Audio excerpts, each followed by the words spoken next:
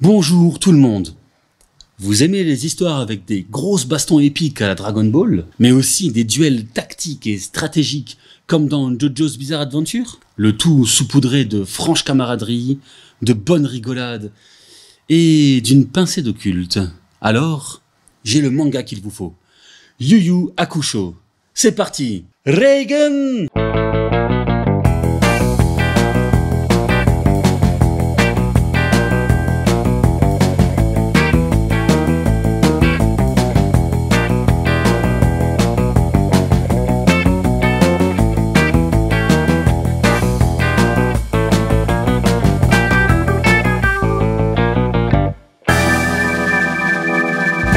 Yu Yu Hakusho est un manga écrit et dessiné par le grand Yoshihiro Togashi. Yusuke Urameshi, 14 ans, a des hobbies simples dans la vie.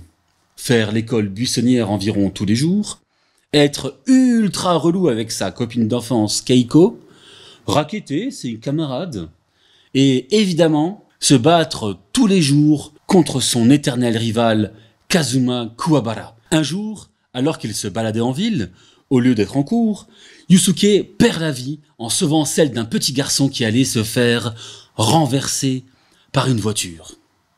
Eh ben, ça commence nickel. Yusuke, comprenant qu'il vient de mourir, fait la rencontre de la pétillante Botane, une passeuse d'âme chargée d'accompagner les nouveaux défunts. Elle lui explique qu'à la grande surprise des instances célestes, son intervention et donc sa mort n'était pas prévue. En effet, le petit garçon devait miraculeusement s'en sortir indemne. Le sauvetage et le sacrifice de notre héros ont été en fait inutiles.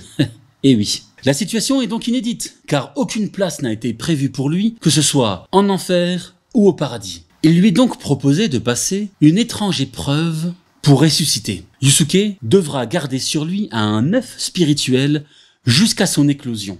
La créature grandissant à l'intérieur de l'œuf se nourrira de son énergie spirituelle dont la nature influera sur le monstre. S'il s'avère qu'il a une âme toujours corrompue, il ressuscitera alors, mais sera immédiatement dévoré par la créature qu'il aura lui-même façonnée. Lire du Togashi, c'est un peu comme piocher dans une boîte de chocolat. On ne sait jamais sur quoi on va tomber. Mais on est certain qu'on va se régaler. On passe d'un récit mélodramatique aux accents fantastiques et surnaturels à une série d'enquêtes pleines d'action, puis à un tournoi aux enjeux planétaires, pour retourner ensuite à un mélange entre tranches de vie et affrontements stratégiques, etc., etc. Le tout sans jamais perdre de vue ces personnages qui évoluent en cohérence avec le développement de l'histoire. Dans Yu Yu Hakusho, le merveilleux et le fantastique ne se côtoient pas uniquement pour la forme ou pour le style. Ils sont les outils avec lesquels Togashi développe ses thématiques, notamment la question de la nature humaine et de l'étendue de sa cruauté. En effet, tout au long de son œuvre, l'auteur n'aura de cesse de s'interroger sur l'âme bestiale de l'humain, sur sa capacité à être plus monstrueux que les monstres eux-mêmes. Il s'inscrit ainsi clairement dans l'héritage d'œuvres telles que Frankenstein de Mary Shelley, Dracula de Bram Stoker, les récits de Lovecraft, la métamorphose de Franz Kafka ou encore Mimic de Guillermo del Toro du côté du cinéma.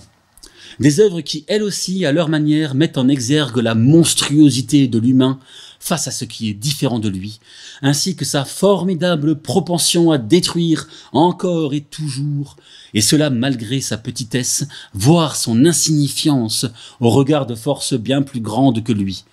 Que ce soit au travers de personnages comme Toguro, qui renonce à son humanité, Sensui dont la désillusion sera si forte qu'il deviendra lui-même une menace plus forte que les démons, ou encore à travers Yusuke lui-même, et bien d'autres personnages qui sont autant de variations sur cette thématique riche et centrale. Yu Yu Hakusho est un manga dense et intense, aux thématiques fortes et prenantes, qui sait manier avec justesse humour, violence, douceur et gravité. C'est un manga phare des années 90 qui en inspirera plus d'un. On peut citer brièvement Bleach de Tite Kubo, Jujutsu Kaisen de Gege Akutami, et même l'illustre Hirohiko Araki pour la partie 4 de JoJo's Bizarre Adventure. C'est pas rien.